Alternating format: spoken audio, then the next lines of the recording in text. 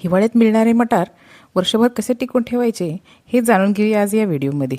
आणि त्याचा जो हिरवा रंग आहे तो जसाच्या तसा टिकवण्यासाठी काही टिप्स आहेत ते मी तुम्हाला आज सांगणार आहे।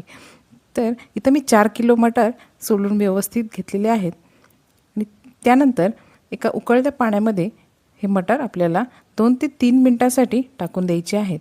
यामध्ये थोडंसं मीठ आणि थोडीशी साखर घालून घ्यायची आहे। मटर थोडेसे हलके झाले की ते थोडेसे वरती येतात आणि वरती आल्यानंतर ते आपल्याला काढून घ्यायचे आहेत।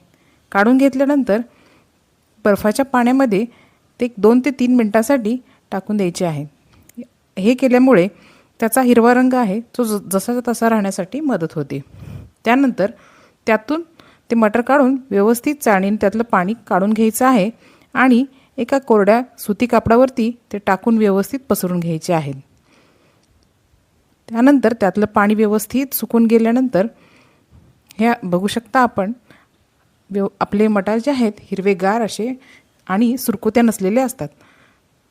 त्यासाठी आपण झिपलॉक बॅग घ्यायची आहे आणि त्यामध्ये मटार व्यवस्थित भरून घ्यायचे आहेत। व्हिडिओ आवडल्यास सबस्क्राइब करायला विसरू नका। धन्यवाद।